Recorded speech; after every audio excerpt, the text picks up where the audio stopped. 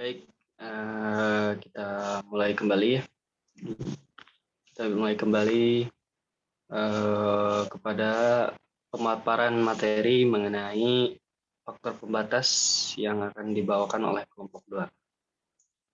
Nah, di sini untuk materi yang pertama yaitu mengenai faktor pembatas, pengertian faktor pembatas terlebih dahulu yang akan disampaikan oleh saya sendiri ya. Faktor pembatas mungkin adalah suatu variabel dari sistem yang menyebabkan perubahan nyata dalam output atau ukuran lain dari jenis sistem.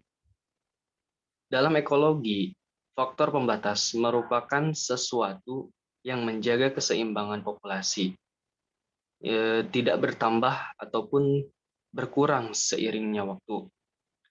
Sumber daya faktor pembatas yang umum adalah fitur lingkungan yang membatasi pertumbuhan, kelipatan, ataupun distribusi suatu organisme atau populasi organisme dalam suatu ekosistem. Nah, faktor pembatas juga itu merupakan suatu faktor lingkungan, baik itu abiotik maupun biotik, yang dapat membatasi keberadaan, jumlah, reproduksi, kinerja, ataupun penyebaran organisme. Nah, seperti contohnya itu adalah ketika di suatu tempat kekurangan sumber daya air, maka tumbuhan yang ada di tempat tersebut akan terhambat sehingga biji yang dihasilkan si tumbuhan itu akan mengalami penurunan. Nah, hal ini pun menyebabkan tikus yang memakan biji tumbuhan tersebut pun akan berkurang populasinya karena kekurangan makanan.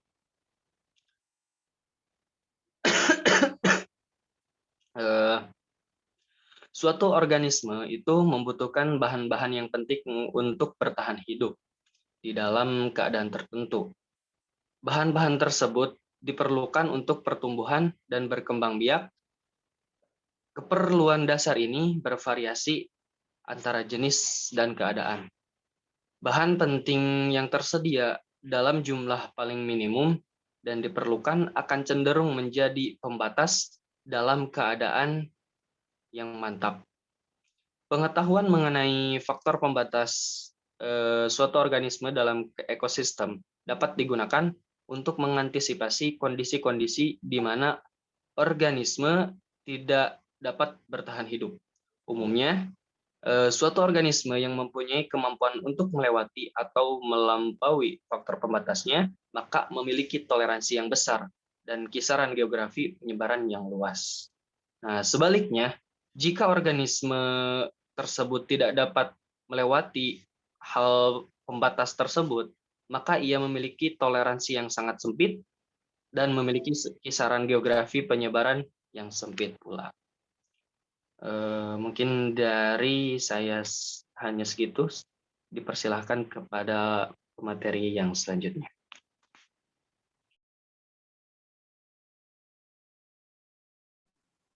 Boleh di next.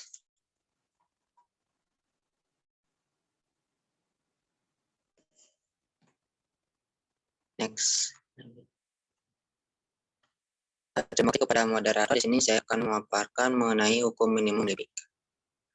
Pada tahun 1840, Justus von Liebig, seorang ahli kimia organik berkebangsaan Jerman ini, mempublikasikan sebuah buku yang berjudul Organic Chemistry in its Application to Agriculture and Physiology, di mana buku tersebut membahas berbagai hal terkait fisiologi dan agrikultur, dan salah satu yang terpenting adalah apa yang saat ini kita kenal sebagai hukum minimum Liebig. Next.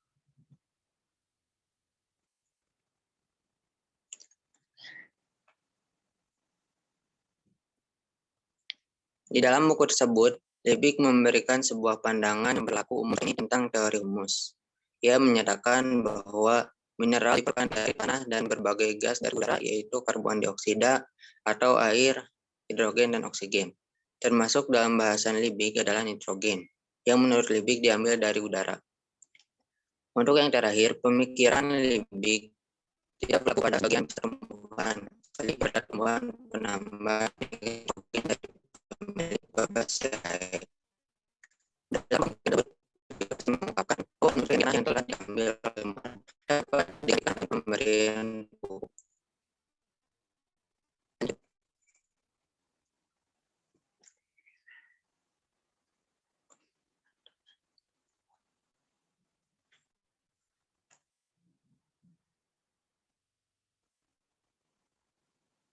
Boleh di-next, dilanjut.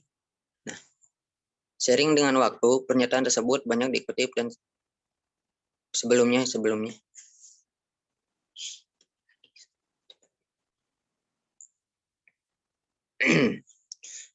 Nah, pernyataan dari hukum minimum Liebig ini menyatakan bahwasanya pertumbuhan tanaman dipengaruhi dan ditentukan oleh unsur yang jumlahnya rendah.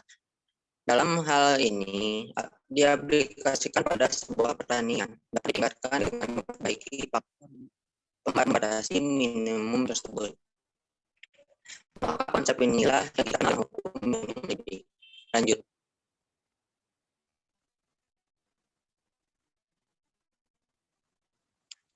Minimum ini merupakan suatu aspek dari konsep faktor membatasi lingkungan dari organisasi.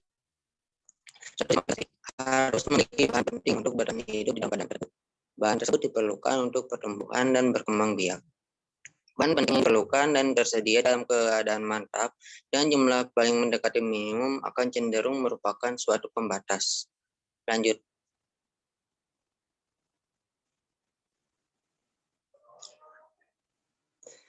Nah, di sini kita membahas mengenai asas tambahan Liebig. Karya yang luas sejak masa Liebig telah menunjukkan bahwa ada dua asas tambahan yang harus ditambahkan kepada konsep agar berguna dalam suatu praktikum. Asas pertama adalah kendalian yang mantap, yakni bila arus masuk energi dan material seimbang dengan arus keluarnya. Asas yang kedua yaitu faktor interaksi, sehingga konsentrasi atau ketersediaan yang tinggi dari beberapa senyawa dari beberapa faktor lain selain minimum dapat mengubah laju penggunaan faktor interaksi itu. Dapat dicontohkan faktor interaksi adalah bahwa kadang-kadang organisme mampu menjadi sebagian maksudnya dari senyawa kimia yang dekat hubungannya dengan senyawa kimia lain yang dalam lingkungannya memiliki sebuah kekurangan. Mungkin itu saja pemaparan dari saya, dilanjutkan kepada pemateri selanjutnya. Terima kasih. Ya, selanjutnya akan disampaikan oleh Saudari Nanda. Kepada Nanda dipersilahkan. Selanjutnya, saya akan memaparkan materi mengenai hukum toleransi self-worth. Next. Hukum toleransi self-worth adalah prinsip yang dikembangkan oleh ahli zoologi Amerika, Victor Ernest Selford pada tahun 1911. Hukum ini menyatakan bahwa keberhasilan suatu organisme didasarkan pada serangkaian kondisi yang kompleks dan bahwa setiap organisme memiliki faktor atau kombinasi lingkungan minimum, maksimum, dan optimum tertentu dari faktor-faktor yang menentukan keberhasilan. Jadi next. Kehadiran dan keberhasilan suatu organisme tergantung kepada kelengkapannya. Kepada lengkapnya kompleks-kompleks keadaan. Ketiadaan atau kegagalan suatu organisme dapat dikendalikan oleh kekurangan atau kelebihan secara kualitatif dan kuantitatif dari satu dari beberapa faktor yang mungkin mendekati batas-batas toleransi organisme tersebut. Boleh di next.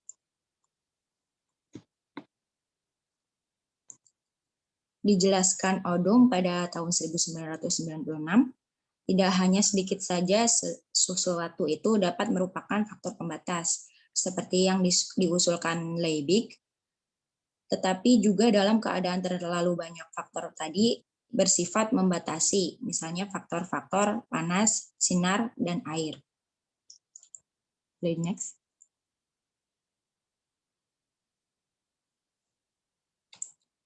Asas tambahan self-worth. Yang pertama ada organisme. Organisme dapat memiliki kisaran toleransi yang lebar bagi satu faktor dan kisaran yang sempit untuk lainnya. Yang kedua, organisme-organisme dengan kisaran-kisaran toleransi yang luas untuk semua faktor wajar memiliki penyebaran yang paling luas. Dan yang ketiga, apabila keadaan-keadaan tidak optimum bagi suatu jenis mengenai satu faktor ekologis, batas-batas toleransi terhadap faktor-faktor ekologi lainnya dapat dikurangi berkenaan dengan faktor-faktor ekologi lainnya. Next. Yang keempat, seringkali ditemukan bahwa organisme-organisme di alam sebenarnya tidak hidup pada kisaran optimum berkenaan dengan faktor fisik tertentu. Dalam kasus-kasus demikian, beberapa faktor atau faktor-faktor lain ditemukan mempunyai arti yang lebih besar. Yang kelima, periode reproduksi biasanya merupakan periode gawat apabila faktor-faktor lingkungan bersifat membatasi batas-batas toleransi individu-individu reproduktif, biji-bijian, telur-telur, embrio, kecambah, atau anak-anakan pohon, larva biasanya lebih sempit daripada tumbuh-tumbuhan atau binatang dewasa non-produktif. Selanjutnya. Next.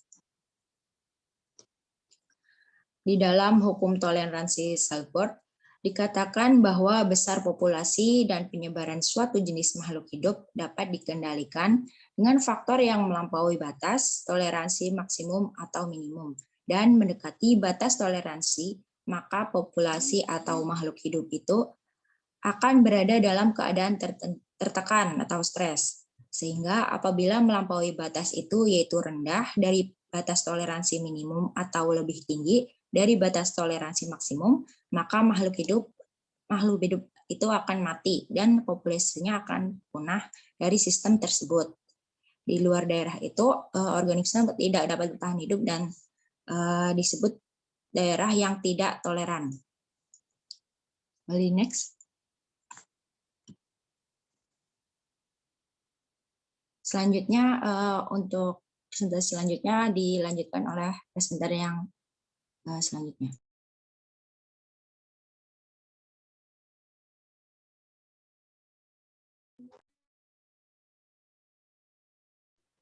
Ya, untuk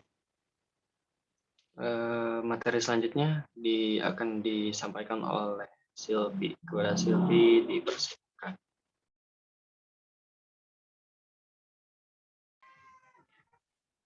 Baik, boleh sebelumnya. Di sini saya akan menjelaskan tentang konsep gabungan faktor pembatas. Next.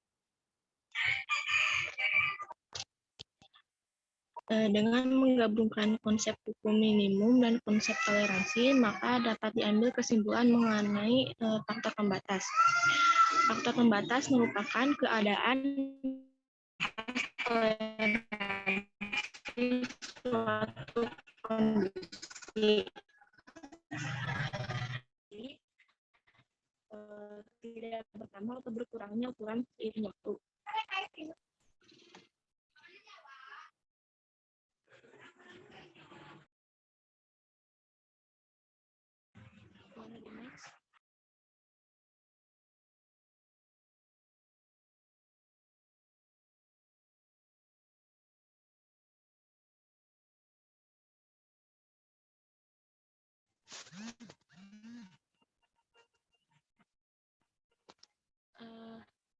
Apakah suara saya jelas?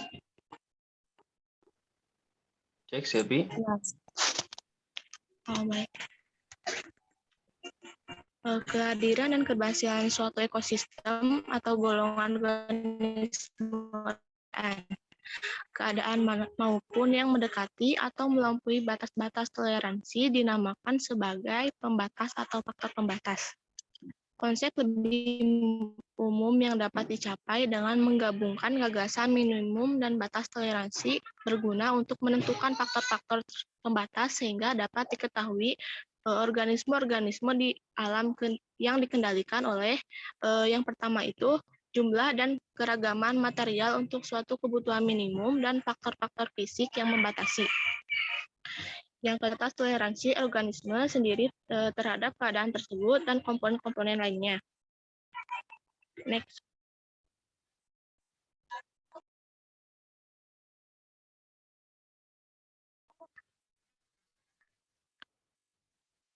Pokok-pokok perhatian pada konsep gabungan faktor pembatas adalah untuk menemukan faktor yang secara operasional nyata bagi organisme pada sementara waktu selama daur hidupnya. Kajian analisis lingkungan mengenai faktor tersebut memiliki tujuan yang pertama, menemukan faktor-faktor mana yang secara operasional nyata dengan cara menentukan bagaimana faktor-faktor tersebut membawa pengaruh terhadap individu, populasi, atau komunitas apabila itu memungkinkan.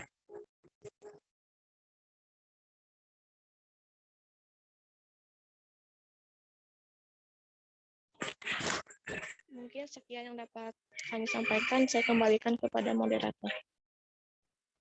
Ya, terima kasih kepada seluruh pemateri yang telah memberikan paparan mengenai faktor-faktor pembatas dan lain sebagainya. Mungkin hanya seperti itu yang dapat kami sampaikan. Mohon maaf bila banyak kekurangan. Kita akan lanjut kepada sesi tanya jawab.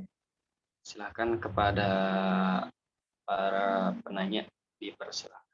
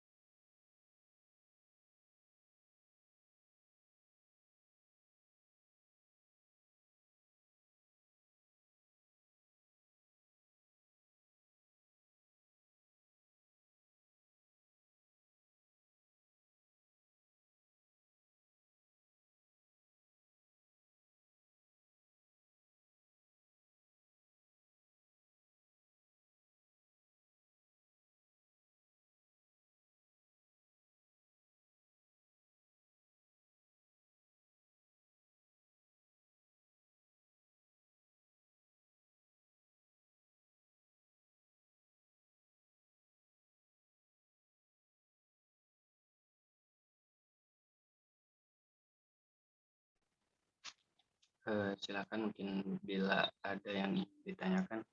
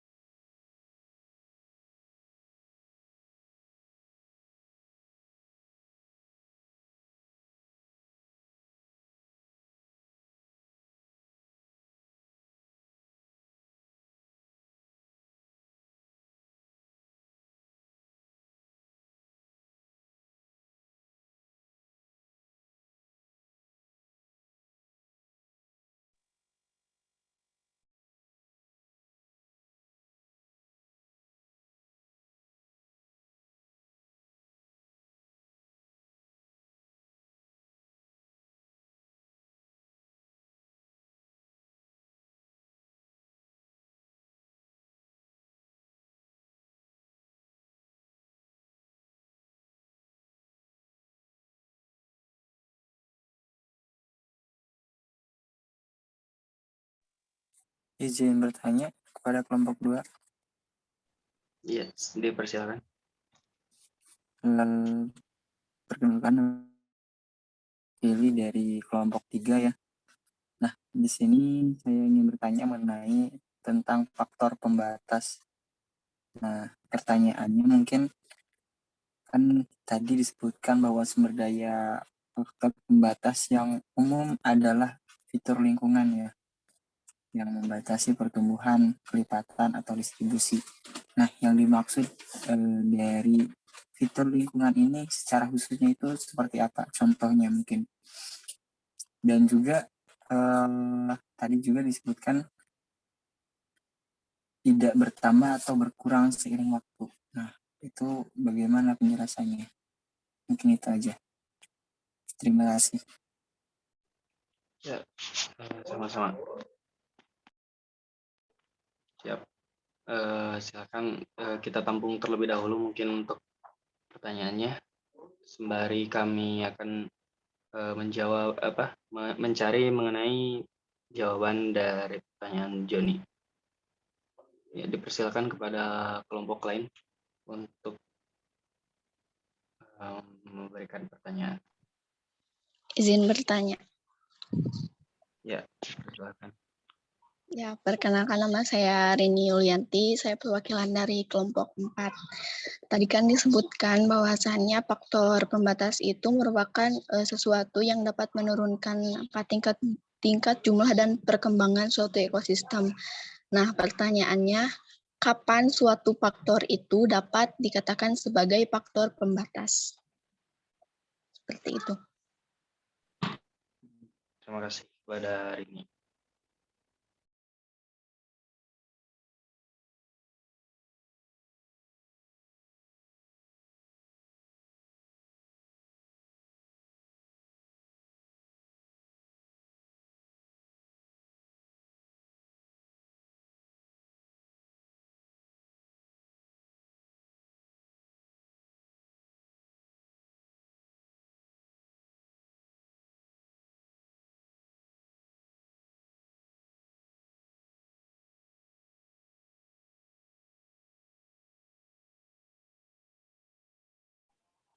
Izin masuk moderator.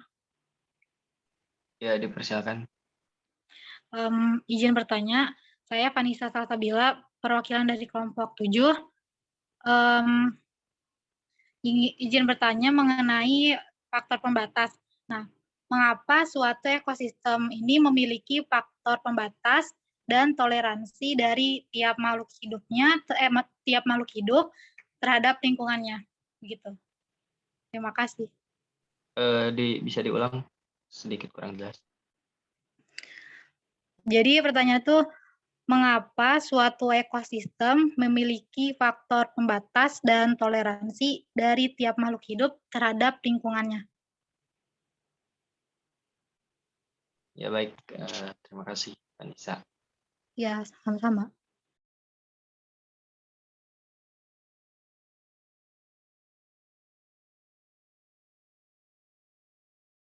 Baik, dipersilakan pada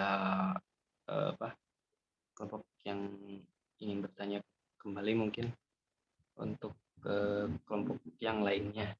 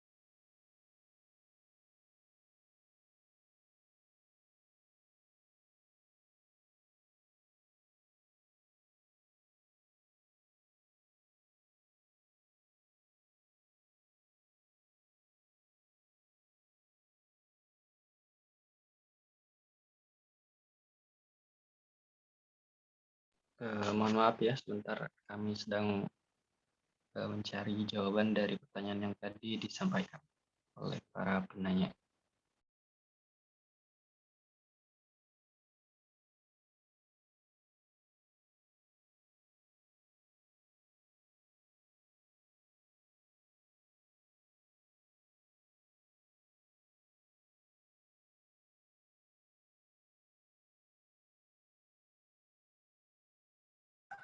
Izin masuk, moderator.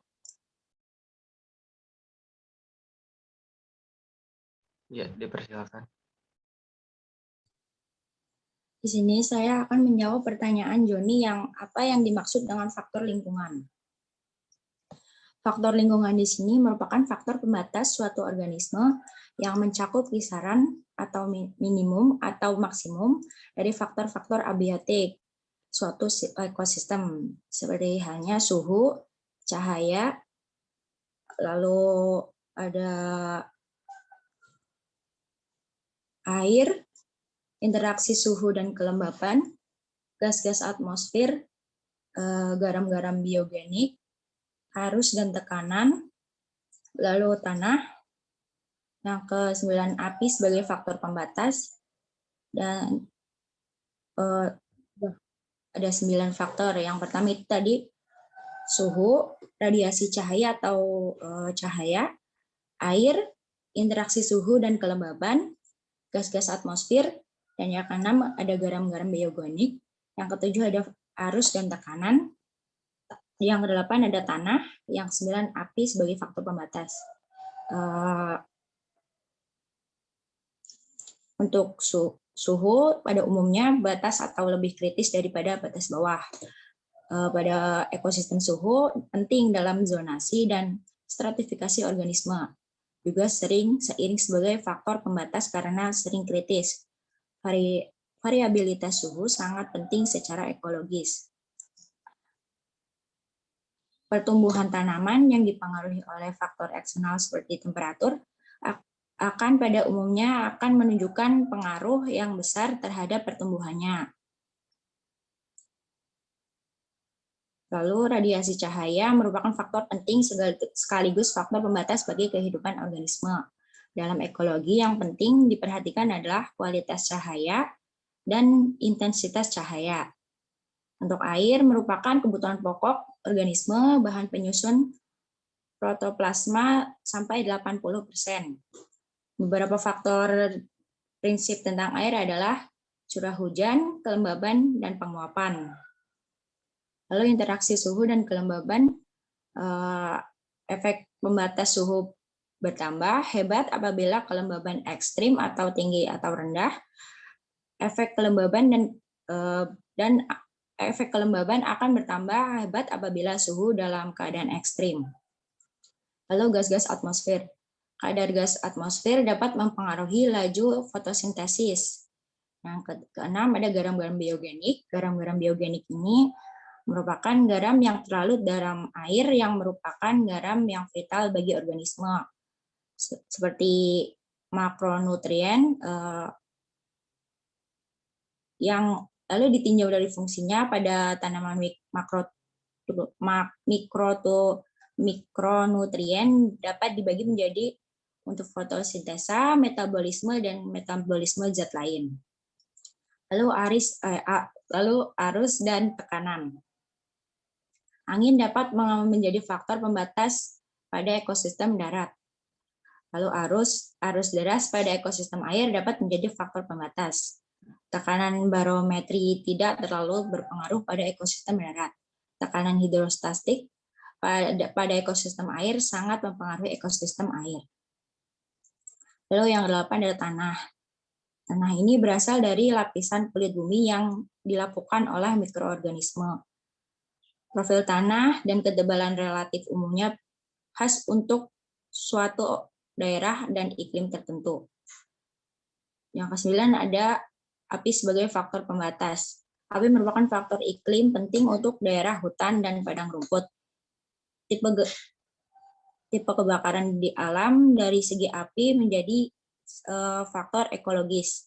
misalnya kebakaran tajuk atau menghancurkan semua vegetasi dalam ekosistem, merupakan faktor pembatas untuk semua organisme. Yang kedua ada pembakaran permukaan, faktor pembatas untuk organisme yang tidak toleran terhadap api. Untuk pertanyaan selanjutnya mungkin bisa ditambahkan oleh kelompok 2 yang lainnya.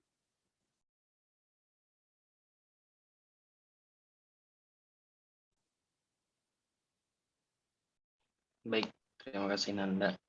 Silakan pada kelompok 2 yang ingin menjawab kembali pertanyaan yang telah disampaikan tadi. Nah, untuk pertanyaan dari Dede,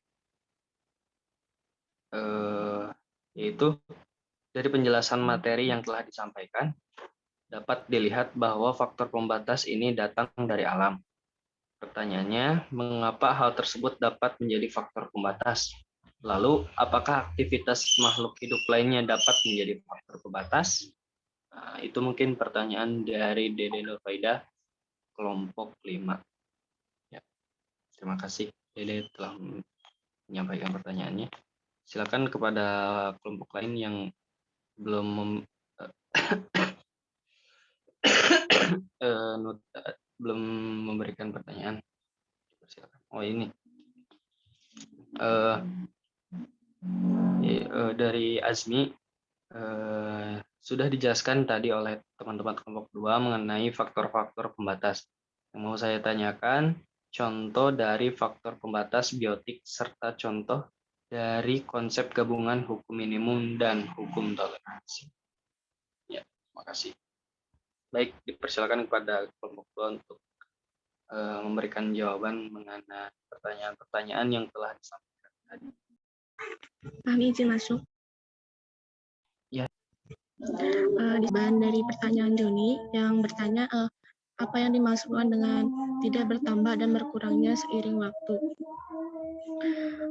Di sini dapat dijelaskan ya bahwa faktor pembatas itu merupakan suatu faktor-faktor lingkungan yang bisa membatasi distribusi atau aktivitas suatu organisme ya.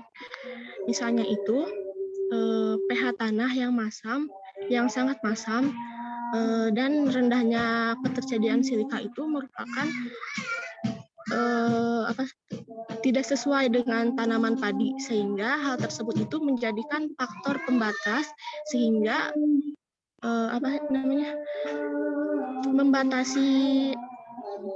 membatasi pertumbuhan ekosistem tersebut gitu, sehingga adanya faktor-faktor tertentu yang menghambat hal tersebut terus berkembang gitu. Jadi ada faktor pembatasnya. Mungkin tambahnya cuma segitu, barangkali ada yang mau ditambahkan dari yang lain. Ya, mungkin ada yang menambahkan ataupun menanggapi mengenai jawaban tersebut mungkin.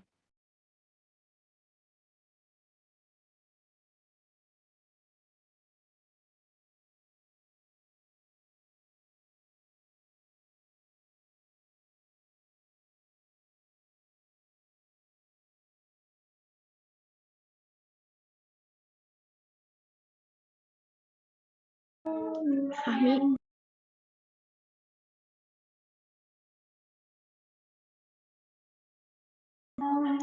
Kami izin masuk. Ya, silakan. Mungkin menjawab pertanyaan yang tadi, jawaban yang tadi maksud saya akan menjawab juga pertanyaan dari Vanessa yang bertanya mengapa suatu ekosistem memiliki faktor pembatas dan toleransi dari makhluk hidup terhadap lingkungannya. Sebenarnya setiap organisme itu memiliki kisaran minimum atau maksimum dari faktor-faktor abiotik atau ekosistem. Misalnya yang dijelaskan oleh tadi, misalnya itu keadaan suatu lingkungan, misalnya pH tanah itu tidak sesuai dengan tanaman padi yang merupakan yang menjadi suatu batasan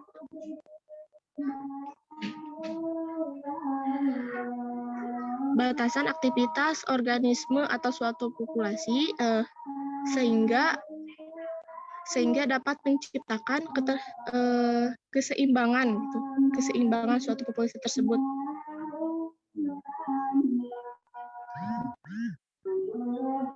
Mungkin sekian. Bagaimana, Anissa?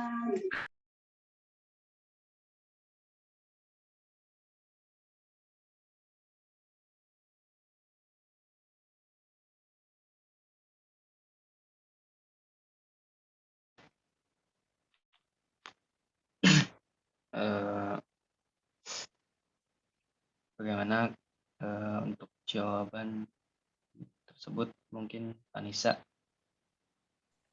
Mungkin saya mewakili dari Panisa ya. Panisanya nggak ada di room, mungkin terkendala sinyal. Mungkin siap. cukup untuk kelompok 2. Terima kasih atas jawabannya. Ya, terima kasih. Sama-sama.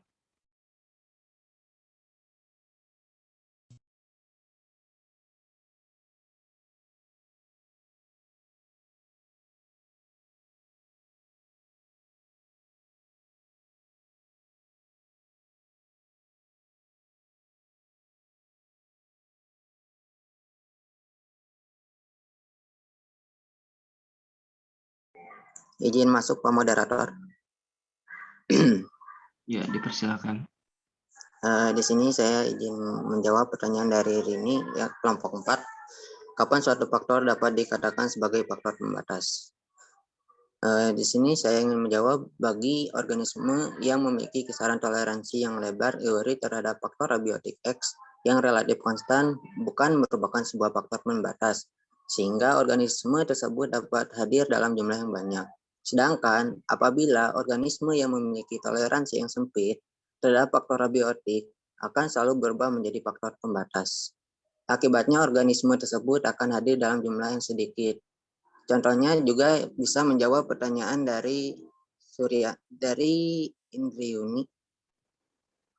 Izin bertanya, apakah ada perbedaan antara faktor pembatas pada ekosistem daratan dan ekosistem perairan jika ada faktor apa saja yang membedakan? Dari contohnya, kadar oksigen di udara hadir dalam jumlah yang banyak dan konstan. Hal ini bukan merupakan suatu faktor pembatas organisme di daratan. Sebaliknya, kadar oksigen ini terlarut di perairan dan terdapat dalam jumlah sedikit serta jumlahnya selalu berubah-ubah. Sehingga hal ini menjadi suatu faktor pembatas bagi organisme yang hidup di perairan. Mungkin itu saja, bisa ditambahkan dari kelompok lain, kelompok 2.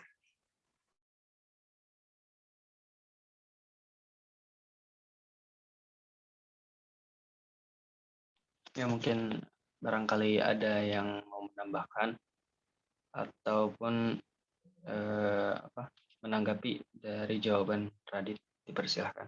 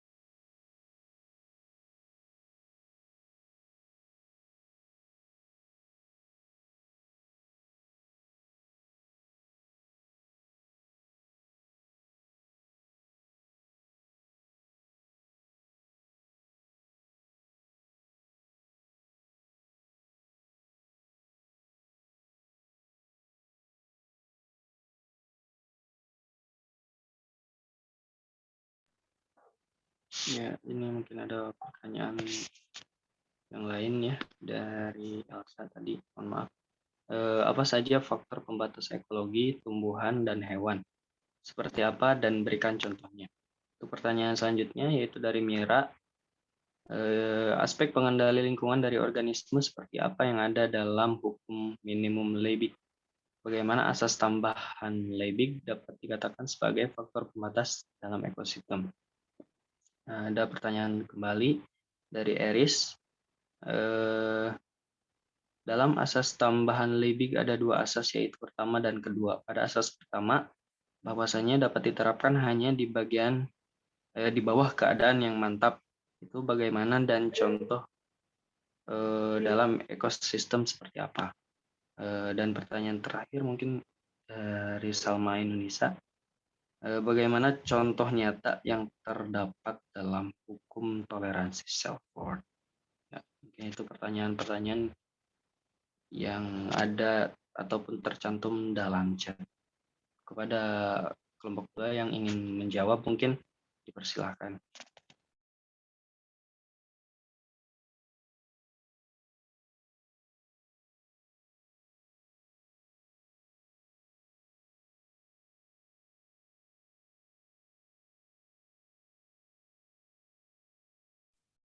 Izin masuk, Pak Moderator. Ya, Izin silakan. untuk bertanya. Ya, mangga. Ya, perkenalkan saya Alvinda Prilia Azhara dari kelompoknya. Nah, kan dari faktor pembatas makhluk hidup itu melampaui batasnya ya. Nah, apakah makhluk hidup sendiri itu bisa mengendalikannya sendiri batas itu agar si faktor pembatas itu tidak melampaui batasnya? Terima kasih. Ya, siap. Terima kasih. Sama-sama.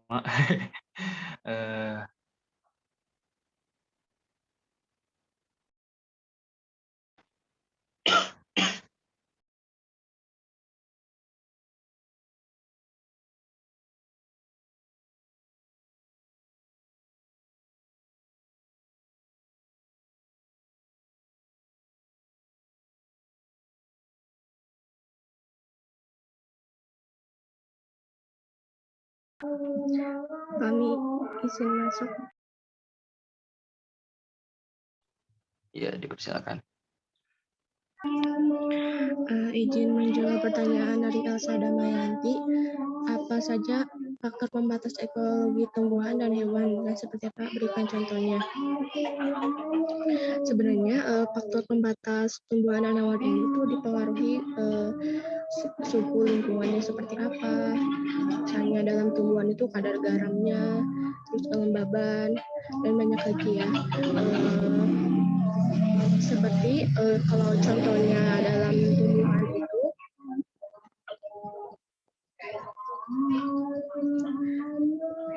seperti faktor pembatasan sinar matahari di udara itu, di mana pertumbuhan itu terbatas pada semua tanaman kecuali yang lebih banyak cahayanya. Jadi setiap ekosistem itu mempunyai kadar yang emang mendukung pertumbuhannya gitu. Selanjutnya, kalau misalkan contohnya dari hewan, mungkin dapat dicontohkan misalnya itu dari beruang kutub ya, misalnya yang memerlukan suhunya itu yang rendah gitu. Jadi merupakan suhu tersebut itu merupakan salah satu faktor pembatas di mana si beruang kutub itu tidak bisa intinya menyebar di seluruh dunia gitu. Jadi ada kriteria tertentu yang menyebabkan beruang tersebut bisa berpopulasi di sana gitu. Mungkin demikian jawaban dari saya. Barangkali ada tanggapan atau jawaban dari yang lainnya, dipersilakan.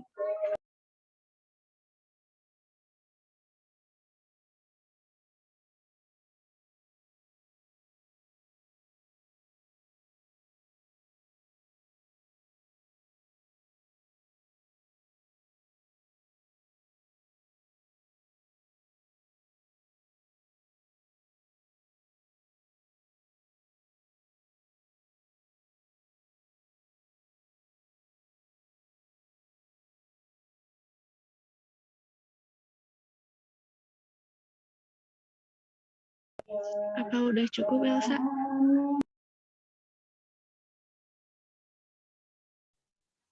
Baik, terima kasih Silvi, sudah cukup.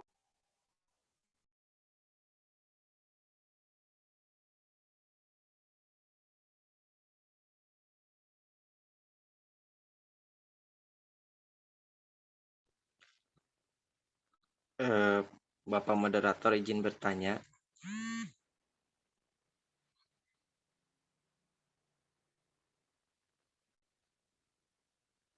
Fahmi.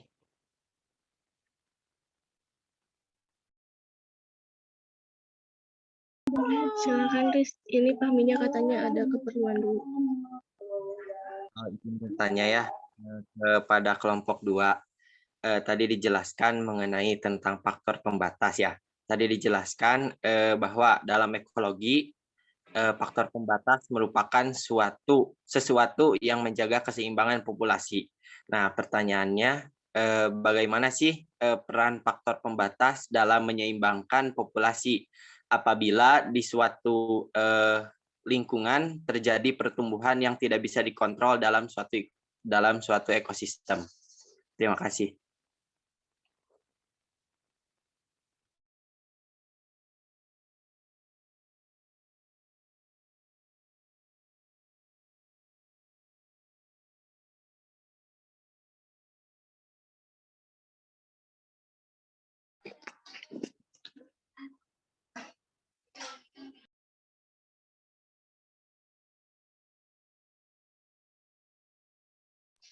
Ini buat kelompok 2, apakah boleh membantu menjawab? Boleh. Silakan, Dedi.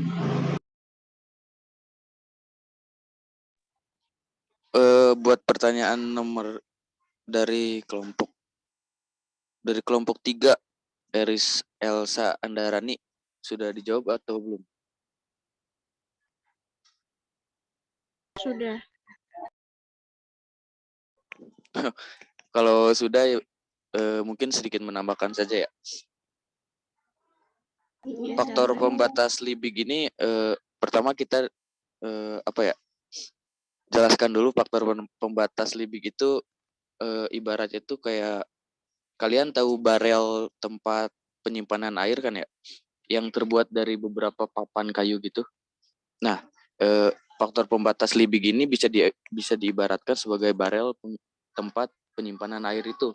Jadi misalkan salah satu papan dari barel tersebut terlalu pendek, atau bisa dikatakan itulah faktor pembatas dari Liebig tersebut. Nah, jadi si air yang tersimpan itu tidak akan maksimal sesuai dengan tinggi papan yang lainnya jika ada faktor pembatas yang lebih pendek dari papan-papan yang ada di sekitarnya gitu. Jadi nanti si air tuh bakal keluar dari papan yang paling pendek itu. Nah, dari pertanyaan Neris Elsa ini, asas pertama itu bahwasannya dapat diterapkan hanya di bawah keadaan mantap. Nah, di bawah keadaan mantap ini mungkin maksudnya kayak semua faktor-faktor pembatas itu jumlahnya itu sama atau sesuai dengan kebutuhan yang dibutuhkan oleh makhluk hidup tersebut. Karena Liebig ini dikhususkan untuk tanaman ya atau botani, jadi saya akan mencontohkan pada padi atau gandum atau sejenisnya lah. Nah, mereka itu kan membutuhkan sumber daya seperti nitrogen dan fosfor ya. Nah, kita sebut saja nitrogen ini adalah faktor pembatasnya. Nah, jadi misalkan gandum ini terlalu menerima banyak fosfor, maka pertumbuhannya tidak akan optimal karena si nitrogennya itu kekurangan. Nah, yang disebut faktor pembatas itu sumber daya yang paling sedikit dari kebutuhan si makhluk hidup tersebut. Mungkin seperti itu. Terima kasih. Ya, terima kasih Sasti telah menambahkan mungkin dari jawaban untuk pertanyaan pertanyaan tadi mungkin. Terima kasih. Silakan kepada kelompok 2 mungkin untuk menjawab pertanyaan-pertanyaan yang telah disampaikan oleh para peserta penanya.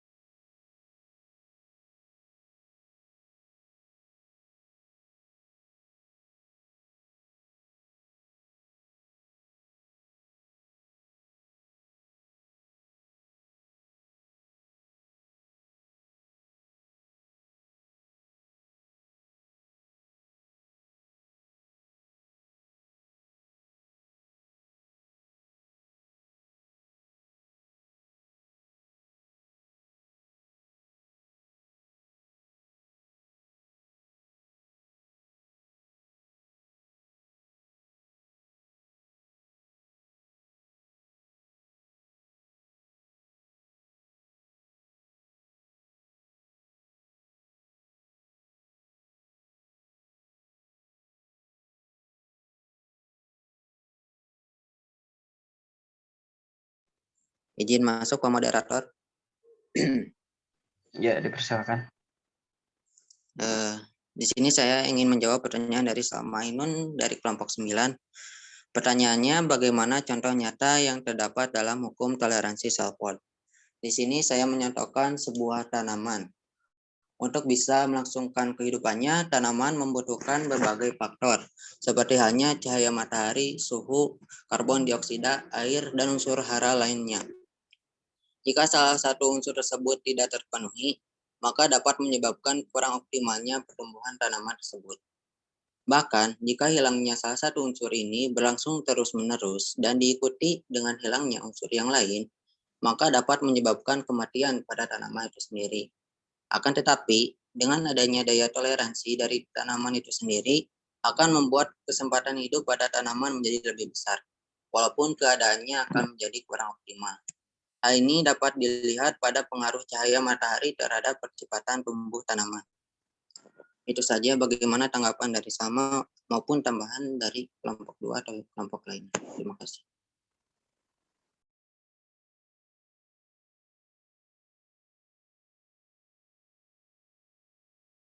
Terima kasih, Radit.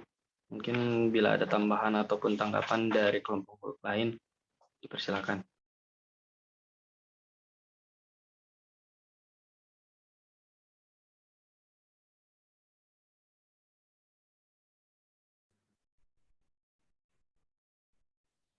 Kami izin masuk. Jadi Baik, Pak. Silakan, Pak. tanya jawabnya nanti silahkan dilanjutkan saja di WA Group. Sekarang saya ingin menyimpulkan dan sedikit menambahkan materinya, agar rekan-rekan di sini mungkin ada yang belum paham terkait apa itu hukum minimum Liebig, kemudian hukum toleransi self-worth itu seperti apa. Jadi biar nanti sisa pertanyaannya silahkan dilanjutkan di WA Group ya. Dan jangan lupa itunya diketik dan ditampilkan si pertanyaan-pertanyaannya sebagai notulensi. Oke, paham? Untuk kelompok 2? Siapa? Oke.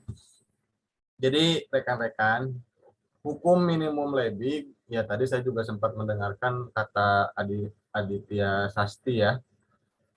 Hukum minimum Liebig itu adalah faktor paling minimum untuk sesuatu makhluk hidup bisa hidup. Contohnya kan tadi adalah sebuah barel ya, drum barel seperti itu. Contohnya seperti ini.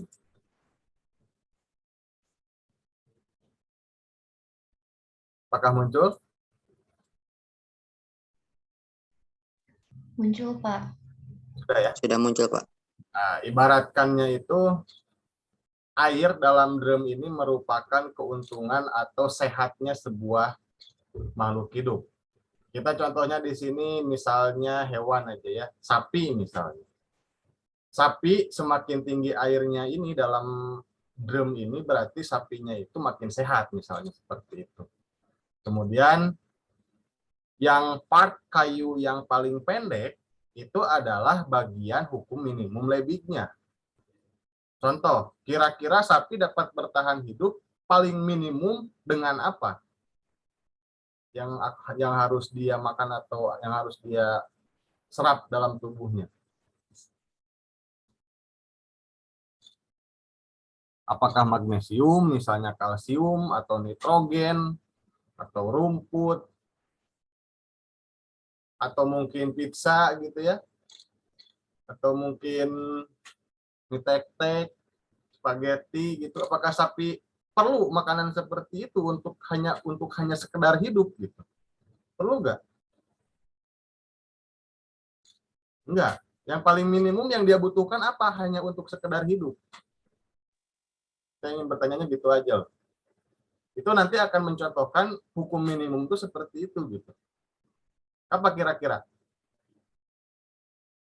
Hal paling minim yang bisa membuat dia hanya sekedar hidup aja. Ayo. Air mungkin, Pak. Air. Oke. Air. Kalau tidak ada air, sapi tidak menemukan air, itu paling lama berapa lama dia bisa hidup?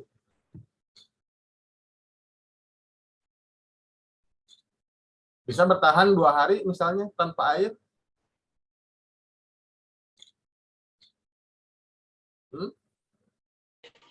Akan sulit mungkin, Pak, karena kebutuhan utama ya. Berarti 1 hari ya? 1 hari. 1 hari bisa bertahan tanpa air?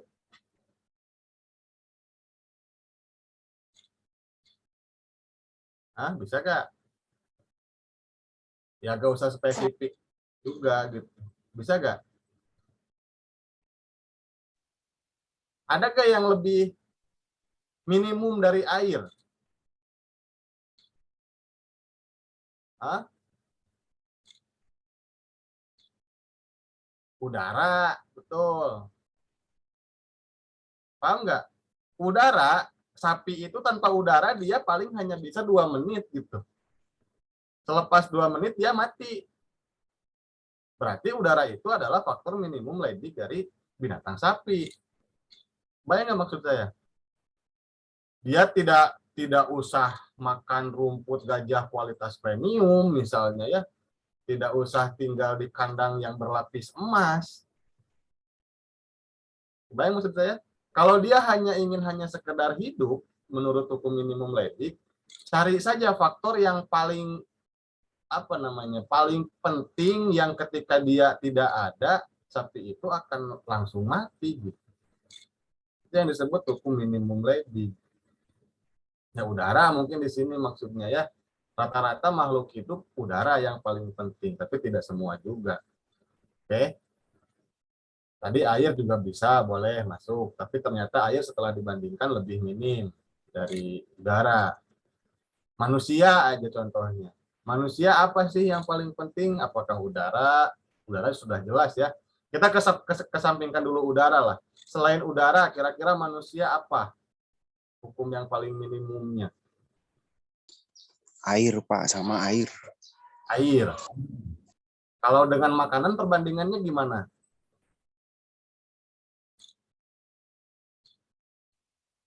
Kalau makanan berapa lama bisa bertahan, kalau air berapa lama bisa bertahan? Ayo yang pernah belajar survival. Manusia tanpa makanan itu dia bisa 4 sampai 7 hari bisa hidup. Ya, tanpa makanan. Tapi manusia tanpa air dia hanya 2 sampai 3 hari bisa bertahan. Berarti lebih minimum yang mana antara makanan dan air pada manusia? Air, Pak. Air berarti karena dia lebih sempit, cakupannya lebih utama gitu ya, selain udara tentunya. Gitu ya. Itu yang disebut hukum minimum Leibniz. Tiap makhluk hidup dia punya hukum minimumnya masing-masing. Tergantung dari apa sih komponen utama yang harus makhluk hidup itu dapatkan dalam hal mempertahankan hidupnya. Paham maksud saya? Itu yang disebut hukum minimum Leibniz. Kemudian yang kedua ada hukum toleransi Selford. Dalam hukum toleransi Selford, tadi mungkin lupa dijelaskan oleh kelompok 2, ada yang disebut dengan istilah Steno dan Urey. Ada tadi disebutkan ya, tapi dicontohkannya saya rasa kurang terlalu mendetail terkait Steno dan Urey ini. Oke.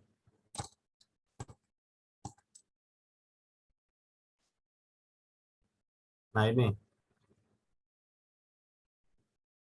Kan faktor pembatas itu menurut teori ada beberapa hal kan. Misalnya ada suhu, kemudian ada air, ada salinitas. Tahu salinitas? Apa? Salinitas apa? Ajal.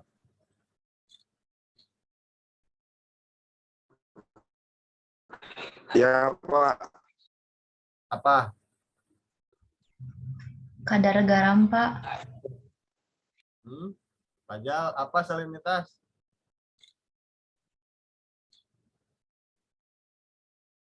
Ayo ngobrol Pajal. Enggak apa misalnya kedengarannya itu tentang saluran pembuangan, kirain teh Pak. Hah? Saluran pembuahan? Ya, seni. Saluran pembuahan apa? Jangan di tempat yang banyak orang belajarnya, coba. Di tempat yang tenang, ya. Biar konsentrasi. Salinitas itu betul kadar garam. Kemudian ada makanan, ada tanah, dan ada yang lain. Kemudian di sini dikenal dengan istilah Steno dan Urey atau iri lah bahasa Indonesianya. Kalau steno berarti dia toleransinya sempit. Kalau Urey berarti dia toleransinya panjang. Ingat-ingat ya istilahnya. Kalau steno itu dia toleransinya sempit, kalau Urey itu dia toleransinya panjang. Contoh, dalam hal suhu. Manusia, contohnya biar gampang, biar kalian cepat ngerti ya. Manusia itu ketika bertahan hidup dalam hal faktor pembatas suhu, dia bisa hidup di suhu berapa saja. Atau gini aja, dari suhu berapa sampai suhu berapa. Derajat Celcius ya. Ayo, ada yang mau menebak-nebak?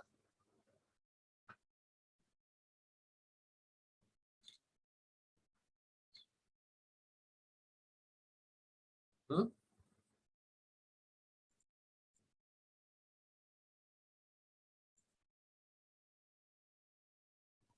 Satu mungkin Pak sampai 32. 1 sampai 32. Kenapa? Riz. Kenapa 1 sampai 32? Mungkin untuk di daerah kutub Pak, kan manusianya ada tuh Pak. Jadi Ya. bisa, atau lagi pergantian musim. Oke. Ya, bolehlah 1 sampai 32. Padahal kalau 1 itu dia butuh alat membantu untuk hidup ya, seperti jaket yang tebal atau pakaian yang tebal. Sebetulnya idealnya untuk manusia itu antara ya bisa kita sebut 5 lah, 5 sampai 50. 32 itu Jakarta. Ya, Saudi Arabia itu bisa mencapai 50 lebih. Atau daerah-daerah gurun itu derajat Celciusnya bisa 50 lebih. Tapi mereka kan masih bisa hidup. Tanpa bantuan pun sepertinya masih bisa.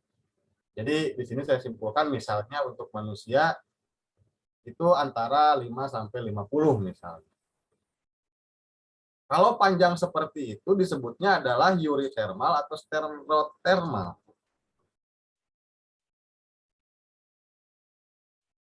Contoh yang kedua, misalnya, selain manusia ada ikan. Ikan salmon. Tadi ya, contoh ikan salmon itu tadi di kelompok ini agak menyesatkan contohnya. Di kelompok 2 yang barusan tampil. Ikan salmon itu dia tidak hidup antara 0 sampai 120 derajat Celcius. Kalau 120 derajat Celcius, airnya mendidih loh. Dia bisa matang gitu salmonnya. Enggak. Bukan 0 sampai 120 derajat Celcius, tapi 0 sampai 12 derajat Celcius. Kalian jangan salah copy paste ya. Saya tahu ini copy paste. 0 di sini itu tadinya mungkin saja derajat. Bukan jadi 0 gitu. Kalian copy paste-nya seperti itu. Salah jadinya jadi 120. Harusnya 12 corak atas derajat baru Celcius gitu. Jangan jadi 120 Celcius. Salah.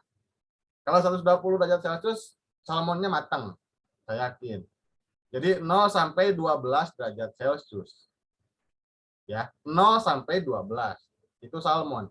Manusia tadi 5 sampai 50. Sekarang saya tanya, yang mana stenothermal, yang mana eurythermal?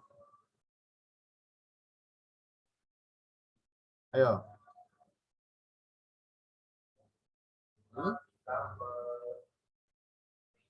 Stenoma mungkin yang ikan salmon Pak, kalau yang nyuri manusia. Steno itu artinya apa tadi? Toleransi sempit. Nah, steno itu adalah toleransi sempit. Kalau Yuri toleransi panjang. Sekarang kalau dibandingkan antara salmon dan manusia, salmon tadi 0 sampai 12, manusia itu 5 sampai 50, berarti secara panjang dan sempitnya salmon itu masuk steno atau sempit dan manusia itu masuk Yuri atau panjang dalam hal suhu. Makanya disebutnya eurythermal dan stenothermal. Kalau salinitas berarti urihalin dan stenohalin. Istilahnya belakangnya beda gitu. Paham nggak maksud saya? Sampai situ paham nggak? Karena kan bukan hanya suhu gitu, tapi ada salinitas, ada cahaya, ada kelembaban, nanti istilah-istilahnya beda-beda. Tapi awalnya itu sama antara steno atau Yuri, tapi belakangnya beda-beda. Nah, di sini juga di kelompok 2 tadi selain salmon, contohnya adalah apa lagi? Telur katak. Telur katak 0 sampai 300 Celcius. Wah, 3 kali lipat titik didih air. Dia bukan hanya matang, tutung gitu ya bahasa Indonesianya mah. Oke. Ini juga salah mengkopikan saya rasa. Oke. Tapi pada dasarnya, saya ingatkan lagi, dalam rentang Yuri atau steno, dia itu ada titik paling maksimalnya. Misalnya manusia 5-50. Titik paling maksimalnya, paling idealnya berapa sih? Paling nyamannya kira-kira untuk hidup dalam hal suhu? Manusia, kalian sebagai manusia, di berapa?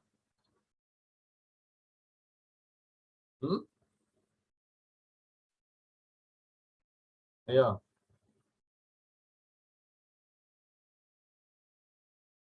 Ayo berpendapat, Lutfi. Kamu bisa hidup nyaman di berapa derajat Celcius? Udara.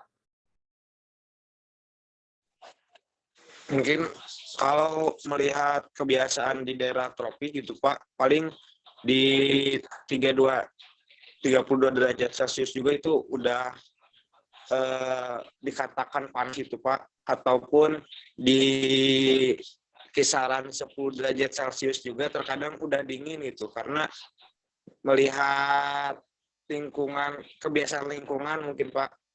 Kalau dari saya mah, menurut Anda berapa titik paling nyamannya? titik paling nyaman di 20-an Pak. Ya, 20 sampai 25. Ya, Ini Pak, jawab segitu saja. Oke, 20 sampai 25 misalnya. Oke, itu titik paling nyaman, dingin tidak gitu ya, terlalu panas juga tidak. Begitupun dengan hewan dan tumbuhan. Dia pasti punya titik paling nyaman di mana dia dalam hal suhu, di mana dia dalam hal salinitas, di mana dia dalam hal tanah misalnya, atau hal-hal lain yang bersifat lingkungan. Gitu. Oke, paham maksudnya hukum toleransi? Jadi ada yang panjang atau Yuri dan ada yang pendek atau steno dalam hal setiap faktor-faktor pembatasnya. Istilahnya saja yang berbeda-beda ya. Kalau suhu disebutnya Yuri termal, termal. Kalau air mah disebutnya hidri, atau salinitas mah disebutnya halin, dan lain-lain. Gitu. Ada yang tanyakan? Dari hukum minimum dan hukum toleransi? Kalau yang ketiga terkait hukum gabungan, mah dia menggabungkan antara hukum minimum Liebig dan hukum toleransi Selford. Jadi selain yang paling minimum dia untuk bertahan hidupnya dilihat itu apa, dia juga dilihat lagi rentang toleransinya seperti apa dalam beberapa hal faktor lingkungan yang tadi disepakati. Gitu. Nah, kalau di sini saya lihat terakhir nih, contohnya dalam hal suhu.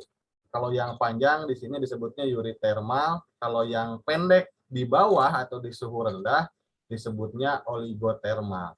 Kalau yang pendeknya di atas atau di maksimal disebutnya politermal. Begitupun dengan air.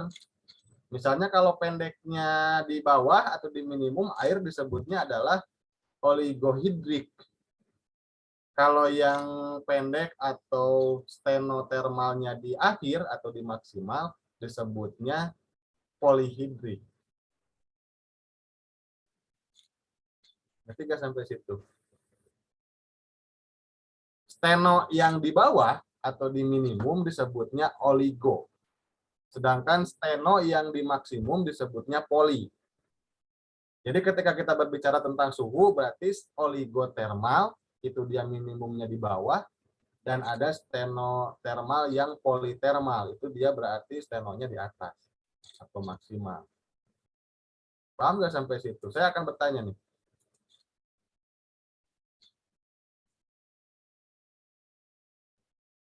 Oke, satu menghilang. Rafa? Halo? Iya, Pak. Ya, Rafa, bisa mencontohkan nggak dalam hal salinitas? Salinitas.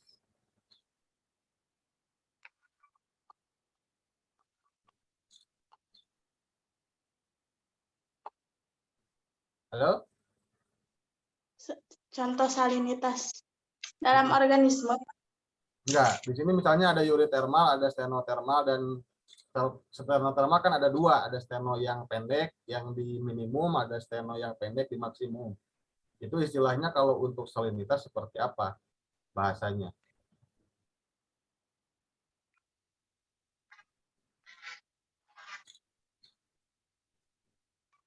Yang lain ada yang bisa? Kalau nggak bisa, saya nggak akan akhiri. Satu pun dari 30 orang ini.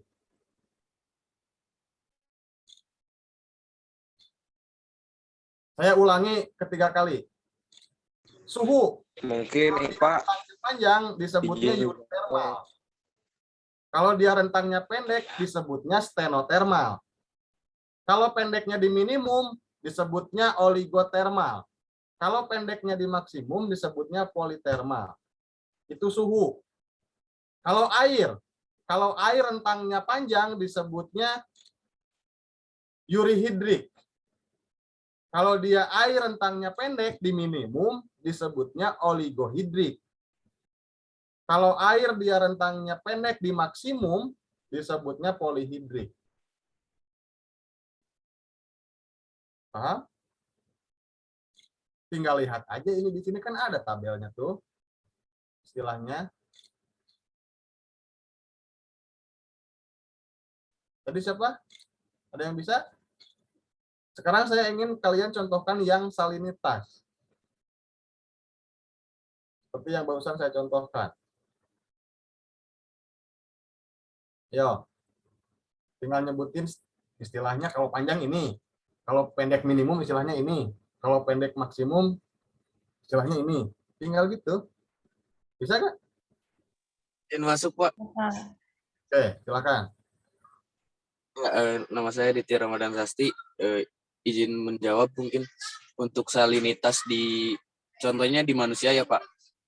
Ya nggak usah nggak usah ada contoh hewan tumbuhannya, langsung aja istilahnya. Oh, ya misal untuk yang oligotermal ini atau yang di batas minimum ini misal per hari itu 1 sampai 3 sendok garam kebutuhannya. Nah, itu disebutnya oligotermal. Lalu untuk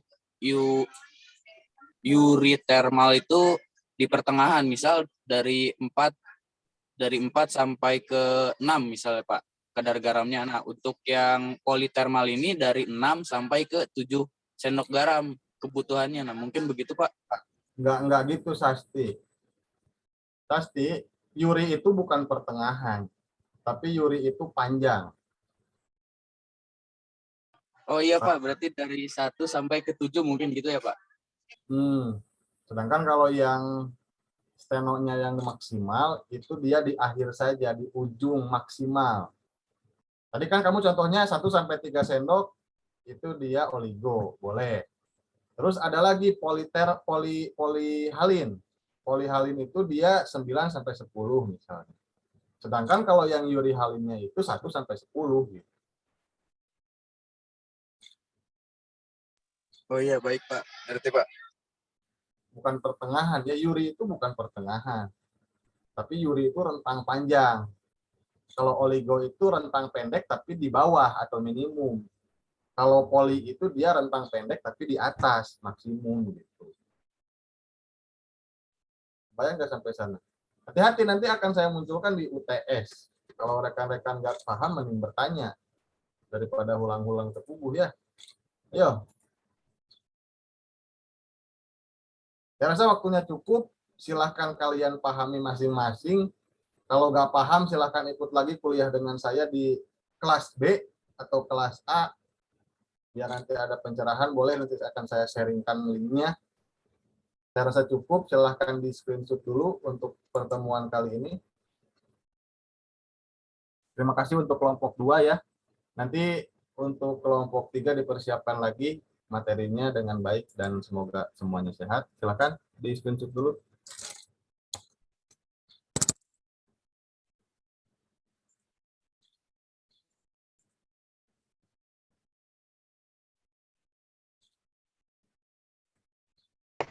Sudah, Pak. Sudah. Oke. Silahkan lanjutkan di WA Group pertanyaan yang belum terjawab atau kelompok yang belum bertanya. Nanti hasil resumenya dikirim di WA Group dan rekamannya diupload juga ya di YouTube. Kirim linknya di WA Group. Assalamualaikum warahmatullahi wabarakatuh. Waalaikumsalam Waalaikumsalam warahmatullahi wabarakatuh. Terima kasih.